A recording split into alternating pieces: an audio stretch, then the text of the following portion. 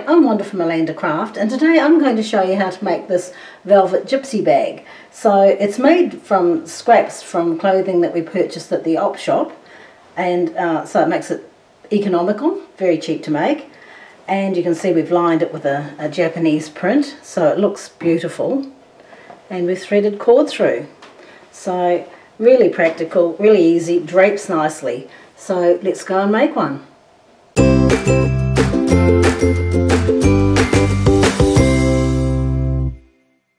So what you're going to need is some strips of velvet. Now we went to the local op shop and we bought some tops and some skirts, and we brought those home and we cut our pieces from that. Now because velvet stretches all over the place, what we've done is we've cut our strips to 20 inches long, wide and 5 inches high. So each of these was 5 inches high. So now what we did is we sewed them together with a 1/4 inch seam. And there we are. So that's our piece. Now we've done the same with both sides. So here we are, the other side is exactly the same, right, around about 20 inches and 5 inches high. So what we're going to do is we're going to cut these pieces down to 16, so they'll be 16 by whatever your height is, probably end up around 18, but doesn't really matter. And then we're going to cut our lining out to be 16 by the finished height. So we'll go on and do that now. We'll cut these pieces and then we'll come back and show you what to do next. Okay, so I have cut my pieces of material 18 by 16, and there's two of them here. So I have my main piece and my lining.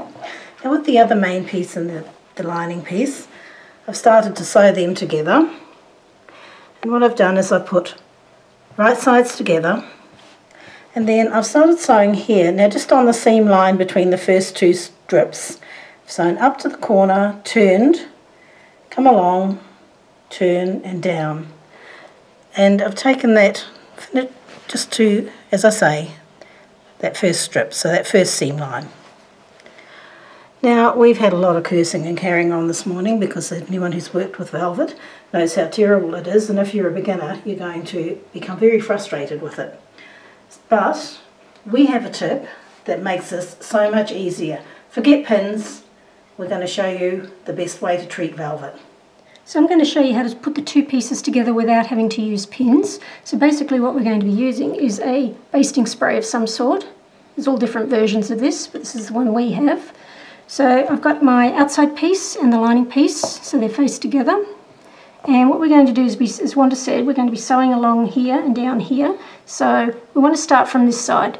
So we're just going to line this up and pin here where the seam line is, just under here, just to give us an idea of where we want to spray this basting spray. So pop that in and move that out of the way. And I'm going to grab a couple pieces of scrap A4 paper, and I'm going to line it up with that pin there, just a little bit over and about there.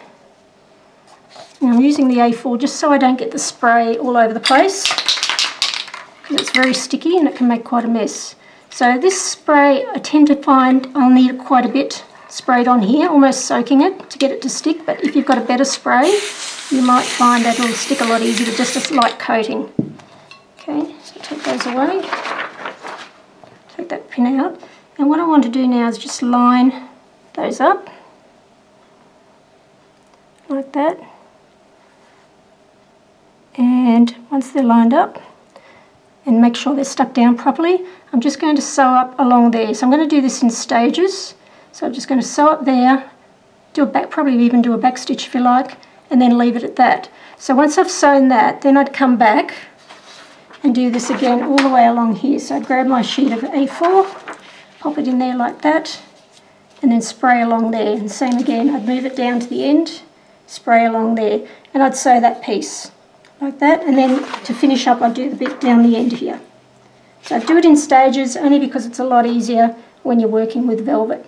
So that's basically how you use this basting spray. It's so much easier, it holds together. You can pin again if you want to double do it and just add some pins in there to help. But we found we didn't even need any pins, the basting spray was enough. So now you can see I've sewn around this strip here. I've used a 1/2 inch seam. We're going to use a 1/2 inch seam with this bag being velvet. And now I'm going to just pin it together so that we can sew it up. Now to do that, you want to make sure that you've got your linings, lay your pieces out like this with the lining down on your table and the main piece facing up.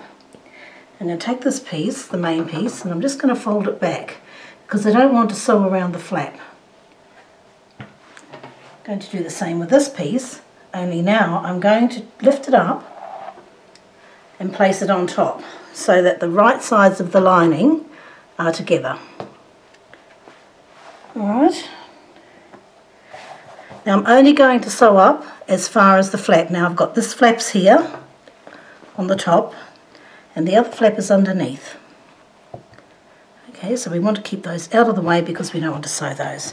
Now I'm going to pin, making sure I line up those pieces. Okay, so I'm going to line them up nicely and pin from there because I'm only going to sew up as far as that point. Now I'm going to leave an opening in the bottom of the lining so that I can turn the bag through eventually. So just leave about, I usually leave about a 4 or 5 inch opening. And I do that in the middle here. And I usually place a pin that way just to remind me to stop, and another one over here to start. Then I'm just going to pin it up to here again, making sure I've got all my flaps out of the way and that these two sit together nicely, and I'll pin there. So I'm going now to go and sew down here, along here, stop, back stitch, come over here, back stitch to start, around and up, and you can back stitch at these points as well. And then we'll do the same with the main piece, but I'll go and sew this now and then show you what it looks like.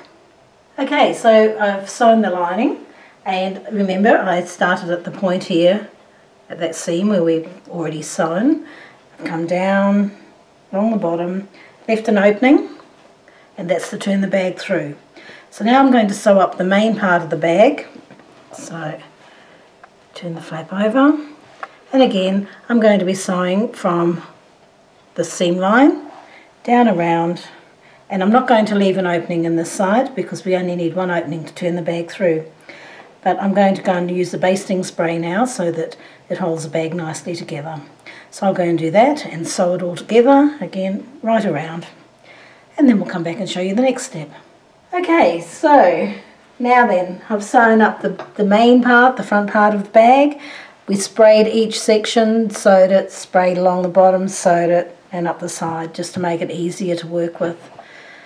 Now if you don't want box corners, then you can skip this next step, but Paula likes box corners on her bag, so I'm going to go and box the corners just so it'll be nice and slouchy, and we're getting there. It's been a bit of a challenge.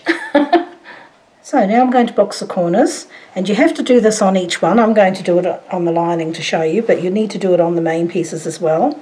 And because the turn through hole is a little bit tight for ironing, just press your seam open with your iron so you can lay it flat on the ironing board and just press one open. But you need your seams to be reasonably flat. Now you put your hand like that into the opening, and we want to just make sure that that's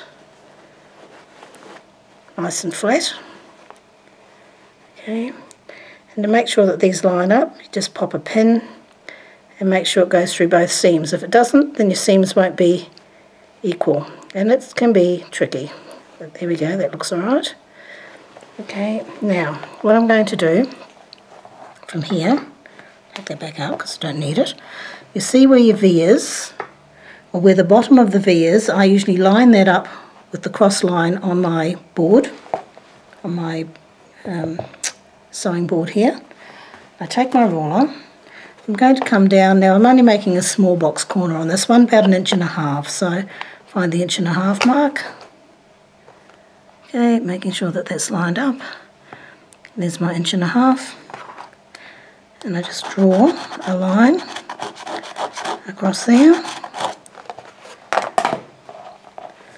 and pin it.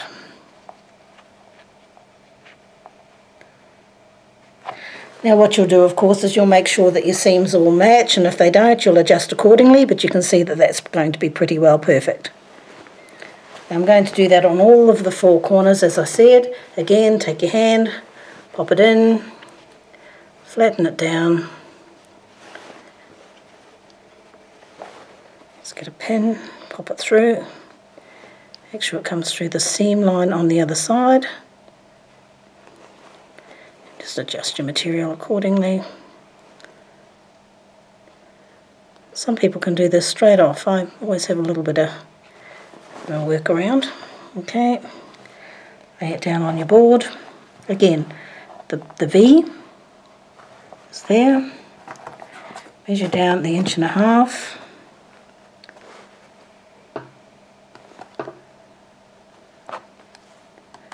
Draw a line across. So now I'm going to sew across these ends here on that line that I've marked.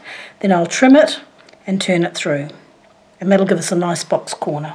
Okay, so I've boxed the corners and sewn them all. Now I found that our friction pen didn't show up very well on the velvet, so I used a white dressmaker's pencil, so you'll probably have to do the same. Now then, I've turned them through as I was working. I went through the hole here and just made sure that all the seams were lining up, and then I turn them back and I'm going to trim. So just trim it to about 1/4 inch.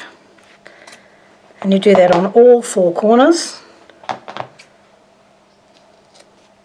And then we'll turn the bag through and decide what we're going to do next. I'm going to have to make up my mind if I'm going to top stitch it or not. Okay. Rightio, so we've cut the box corners. Now just find the hole. We're going to bring the whole thing through.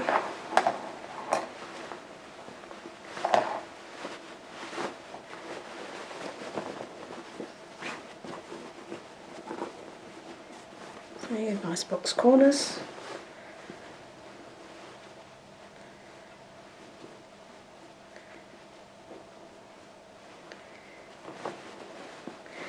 And we want to tuck our lining into our bag.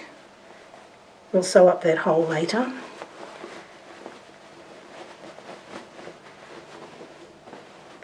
It's coming together quite nicely. I'm quite pleased with how it is. We've had a little bit of a go with it, but it's all coming together now. As we were saying earlier, velvet's a bit of a bugger to work with. Okay. These are our top ends, which I'll push all these through, get all our corners nicely rounded so that it looks nice. Put our lining down on there. Okay. So yes, I think I probably will go and top stitch that so it keeps it all in place. Once I poke these corners out, top stitch it all the way around, just around the top section, and then we'll come back and we'll fold this over and put our cord through. So not much longer to go now. So what I've decided to do was simply do 1/4 inch top stitching down the sides here and across here, just to hold everything together. I've decided not to do a top stitching across the top because that's going to be folded in to thread my cord through. So we need now to sew up our lining, the hole in the bottom of our lining. So you can hand sew this to get a lovely finish. I'm not a hand sewer, so what I'm going to simply do is top stitch it over. So I'll just sort of come in from this here angle, go along here, and then taper it off on the other end. Okay, so you can see here what I've done. I've come in on an angle, come along here, top stitched it on, and tapered off there. So that still looks nice and neat, although if it was hand sewn it'd look even better. Now the last, well, second to last step I guess, is our top piece. So what we're going to do is I've taken them at the top of the bag and I've pinned this over at 1 inch. And this will depend entirely on what you use for your handle. We're going to use a cord. So these are our cords. Now we got these from the op shop, so they were nice and cheap. This is the size I'm going to use, so 1 inch is quite fine a turnover for that. But they come in all different thicknesses and it depends what you want to use. So As I say, I've already done one side. Just pop that lining in there so you can see. And now I'll need to do this side as well, because we have to have everything on a bag is always done on both sides. So I've just pinned it at the moment, and I'll go and stitch that on just with a very close to the edge stitch. I'll pin that and do the same, then we'll thread our cord through. Okay, so now I have sewn along the edge and formed a casing, and we've threaded our cord through and then bunched it up so that it's gathered up, and then so this way when you drape it, when you hold it up, it just drapes nicely, and you need that for a velvet bag. So what we did to join our cord is we took the two ends and we overlapped them, okay, and then we wrapped some sellotape around and then hand sewed through there. So if you would rather splice your cords, we're going to put a link below this video to another video which will show you how to do that instead of having to do it the way we did. We did it that way because it's hidden inside, you're not going to see it. And as long as it's secure, you can fix your cord any way you like. So that's our bag.